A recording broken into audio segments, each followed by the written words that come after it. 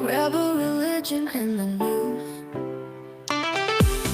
All right, good morning, everybody. Welcome to Rebel Religion in the News. We take a look at the day's events and see how they relate to our relationship with the Lord. I'm Jerry O'Lennon, along with Alfredo Romero of Rock of Life Fellowship and Bishop Peter Hansen of St. Augustine Canterbury Anglican Church. Good morning, everybody. Good morning, Jerry. Good morning. I was downtown, a couple days ago, and the housing issue with the homeless, it is worse than I've ever seen it, and I thought I'd seen the worst. And I'm talking about the actual city plaza.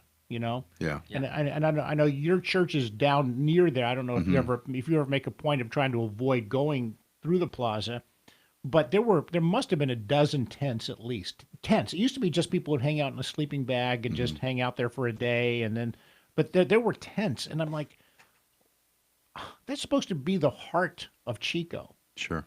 You know, that's supposed to be where you're like, let's take the kids. There's a fountain there. There's, people could run around. There's grass. Children's Museum is down there too. Yeah. Yeah, that's right. It is. Yeah. And there's no way you're taking a child there. Yeah. So our goal over the next 20 minutes or so is to solve the homeless problem. I can do that.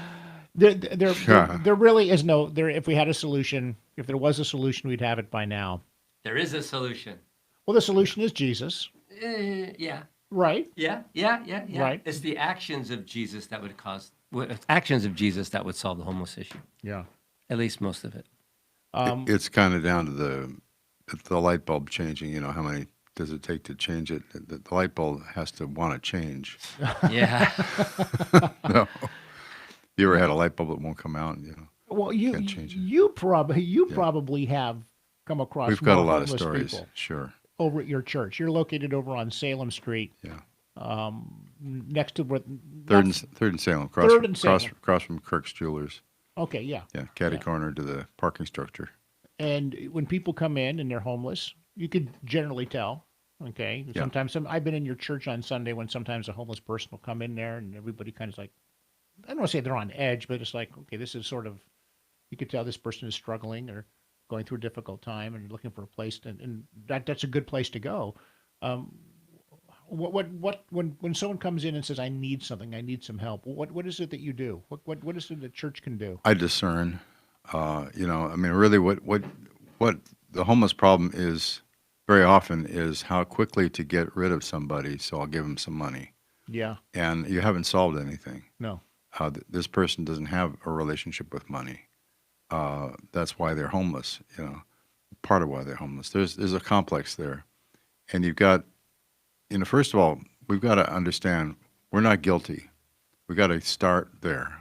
We're not guilty because these people are without their poverty stricken. Mm-hmm. They didn't land on our shores, and we rejected them and wouldn't feed them, wouldn't clothe them, wouldn't give them food, wouldn't give them a job. They don't take those things. They don't keep them. Mm-hmm. There's something the matter here. Something wrong with them, not with us. So in other words, They're not poor because we are wealthy. So we shouldn't have guilt about other people's plight. Don't start there anyway. Mm-hmm. There's got to be a social contract. If you want to look at the Bible and say, see, Jesus said, don't, give to the poor. Yes, please do that. Yeah. I give to the Jesus Center. Certainly, we contribute. If you want to volunteer time there, do it. Spend time talking to these folks. There's lots of things that can be done, but because they're poor doesn't mean we're bad. Right, because we sometimes I think that a lot of us maybe when we see somebody in a situation we go, look how blessed I am. Look how fortunate I am. And yes, I know that we've all been blessed. We all have good lives and good families. We have our health, God willing, but we also did some work. We also put some sweat equity into getting what we have. And sometimes when we see somebody who doesn't have as much as we have and are struggling, there's a tendency, at least maybe with some of us, to go, gosh, I'm so fortunate. I'm not in that situation. And you take pity on somebody and you start feeling bad for yourself but you shouldn't feel bad for yourself because what you did was you worked, you struggled, you got knocked down, you got back up. And it's not about you. It's not. If somebody is on the street and they're begging or they're asking for a favor, it's not about you. We tend to go there, and we tend to contrast ourselves to them, and say, you know, because I have it, I should give it to them. Yeah. That don't start there now, because then even if you give it to them, it's out of obligation. You haven't settled anything. You're not a better person. You just got the monkey off your back. Yeah. Yeah. Yeah. You got to start with something completely different. There's a social contract that's made between human beings in this world, and civilization is something I've come to think is a good thing. You know, God brings people together in orderly ways. It starts with marriage. It happens with, you know, sheltering and giving a safe place for children, teaching them and bringing them up, and then having other families around you and deciding where the roads are going to be, where my house is and where my plot of land is and where yours is and where I begin and you stop, and what our rules are going to be of engagement with each other. And we've got a pretty advanced civilization here, as a lot of organization, and we like it. And then you get somebody coming along who won't abide by the rules. And a word of warning: don't be a dupe. You know, I was a dupe recently. Not recently; it was a while back. But I was walking down Main Street, and there was a woman who had a walker and was kind of struggling a little bit. And just my heart said, "Here's $5. You could probably use some help." And then about 3 minutes later, I go to the office. I come back. She's not on a walker. She's out running around, and I'm like, that was nice. She said, "Hey, I didn't." You know, her response was, "Hey, I didn't ask you to give me the money." I'm like, okay, boy, I feel stupid. I felt like a complete, utter doofus. Yeah. But I said, I didn't. I said, "Can I have the $5 back?" And she goes, "No, no one told you to give it to me." And so, a word of warning. I mean, sometimes you can be compassionate to the point of being a dupe. Yeah. Okay. So we talked yesterday about this, and I kind of was emotional about stuff because I was on that Chico Council regarding the Homelessness Action Committee. So I'll condense it for you. You know all the money that Doge is finding right now? And when I said, oh, I can solve it, I'll tell you what, give me $1 billion. Just, you've saved billions and billions, just give me $1 billion. And you know what? I can probably solve most of homelessness. And the reason why is I'm not going to build homes. So for the people that are criminals, you follow the law and you put them in jail. For the teenage runaways, you start working and you start a teenage runaway center where they get counseled, they get maybe some job training. But don't we already have that? Don't we No, have you don't. juvenile We don't hall? have that. No, we don't. We don't have mandatory mental health institutions where the people that are mentally ill can get real treatment. That's a big piece of That's a big piece. I will put mandatory addiction centers and voluntary addiction centers for people that are addicted, alcohol, drugs. I will help. I will set up financial assistance for mom with 2 kids in the street because she lost her job and they really truly need financial assistance, or the dad that lost his job, he doesn't have the skills. I will set up work training centers. There's 10 different reasons for homelessness. It needs 10 different solutions. Right. It doesn't need just housing. That is not the problem. Homelessness is this catch-all phrase or title for about 10 different reasons why people are homeless. And as soon as I was done, and let's say I put together a team that can solve all that, I'll still have homelessness because we identified that there are people that just want to live in the street. They just want to. You can't get them. They want to be off grid. They don't, whatever they're doing, they just want to be on the street. But we could take that number down from 1,000 people in Chico down to maybe a couple hundred. Yeah, that's the latest number. We have about 1,000 in Chico who are called homeless. That was Okay. the latest. I think that statistic was actually November of 24. I think. Yeah, I think it was- November I think it 24. was just a few months ago. And Butte County for 23-24, the latest count was just over You 1,300. see, I would have guessed it would have been more. And it seems to me 1,000 people in Chico is manageable if you were able to just make a goal of. If we made some rules, then they had to abide by them. Yeah. That would Right. be a huge step. You know, I've got an expectation of going downtown like you did, and going into that beautiful city plaza that was $5 million, and enjoy it, and not have to run into people sleeping, you know, every which way. You're going to run Tents into in a the tent. way. There Tents are all over. 12 tents in that plaza. And there's no rule right now that can take them out. The police are frustrated because they would like to be able to clear the city of this Plight. it's a Scourge. plague. In a sense, The yeah. In a scourge. sense. This unfortunate entitlement that they have, this occupy idea that they can occupy every place that you got, and they can spread their stuff out and make a mess. People will come on our church grounds and sleep the night, and I don't disturb them if they're going to get up and take their stuff away. But when they don't take all their stuff away, they leave clothes that they've gotten for free, and they just leave it there, and they don't come back for it. There isn't a lack of goods for these folks. There's a lack of their sense of obligation to be appreciative. I think our whole relationship with the poor in this world got really changed back in the Depression era, when the need for a massive number of people who were displaced and in trouble wrapped up a government response, and the church ceased to be the source of largesse and charity. It used to be anybody could see a poor person and welcome them into their home, give them a plate of cookies or get a hot meal, and they'd go out and stack wood or take care of the chickens or do something useful. You show your appreciation. And it be appreciative. Now it's an obligation that we have to get to them. They resent it, and they lose it because they're just not rule followers. They're addicted, as Alfredo said, and they're mostly crazy. Yeah, 80 to 85% of the people that we identified when I was on this committee, 80 to 85% of the people were a combination of mentally ill and addicted to drugs or alcohol. That's right. And so the other 15% I was arguing for, I broke them down, and those other people get lost because of the 80, 85% of the people that are mentally and addicted. You could help the 15%. I can help the 15%. Yeah. It's the 85% that need to be in institutions or mental health facilities to help them with their addictions and their mental health. I did work real briefly. I'll tell you when we come back. Yeah. Have we become kind of also desensitized to all of this, where we just see somebody who's homeless and struggling and just turn a Step over blind 'em. eye? Yeah, step over. Yeah, 'em. my heart breaks for them. Yeah, we'll continue our chat. We're talking about homelessness in Northern California, in Chico, when we come back. Rebel religion and the news.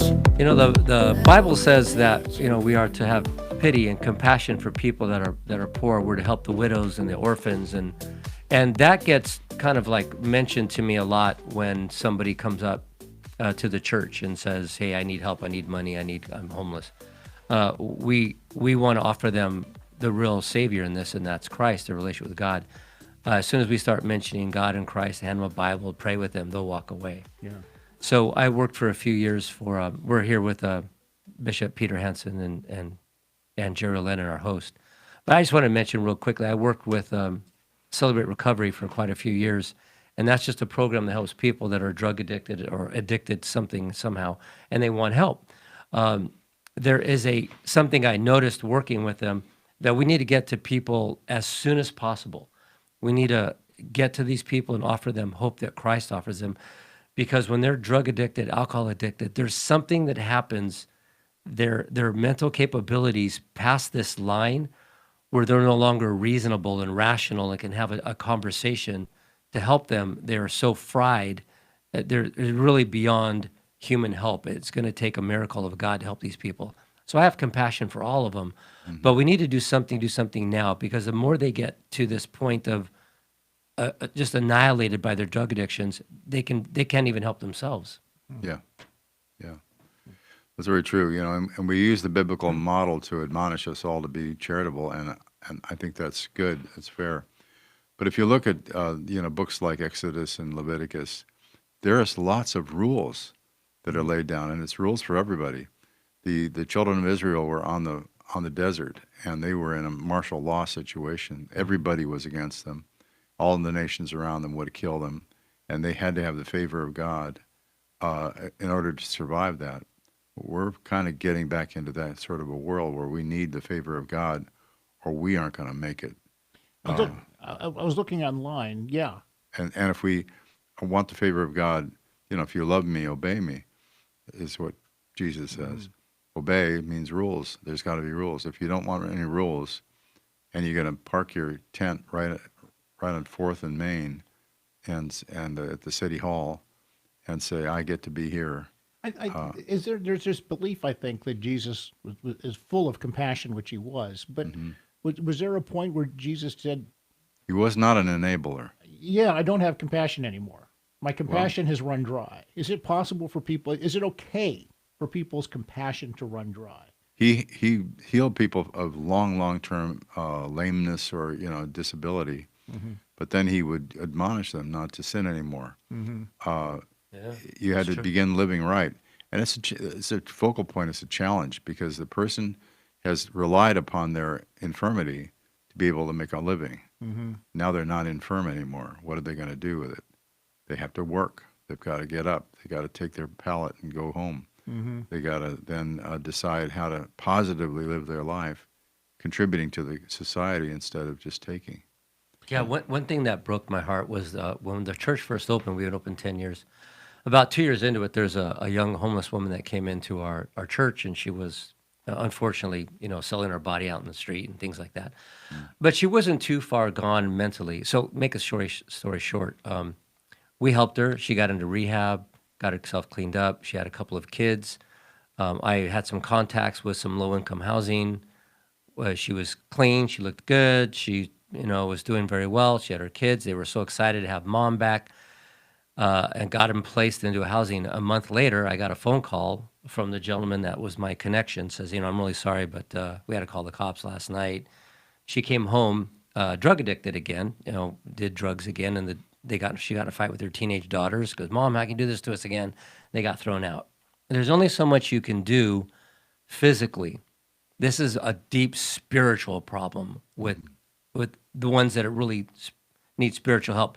I'm not including the 15% of the teenage runaways that were abused and the veterans that are in the street, or even the ex-criminals that were now really wanted to contribute to society, turn their life around. They repented, maybe they found the Lord, but they can't get a job. Nobody will hire somebody that was an ex-felon, and they truly want to contribute, but they have to turn back to the streets because nobody will hire them. There were so many reasons why people were without a home, but the money was being funneled into just creating low-income housing. So much money that it was corrupting the ability to truly help these people. Anyway, I got frustrated by that. I was looking online. The way we're supposed to treat the homeless, and you tell me if this is, because you I think, Bishop, have had more experience probably one-on-one with so many homeless people based on where your church is at. But, Yeah. and I'm sure there's nothing here that you would disagree with. Treat the homeless people with dignity and respect. Be a good listener. Yeah. Right. Learn their names. Yep. Provide hope, not cash. Very good. Yes, That's that's true. that's a big one. Cash is gasoline on the fire. Yeah, Ooh. it is. I've had experiences where I've actually gave somebody a few dollars and they turned around and walked right into a liquor store. Yeah. Yeah. I didn't do them any good. And if you give money, support organizations that are already helping the homeless. Work with existing services and charities. Encourage individuals and families to take responsibility for their own well-being. And finally, provide assistance such as employment support and self-reliance courses when available. Most important part, here we go. Remember the Bible calls on Christians to share food with the hungry and provide shelter to the poor. Remember that Jesus taught generosity.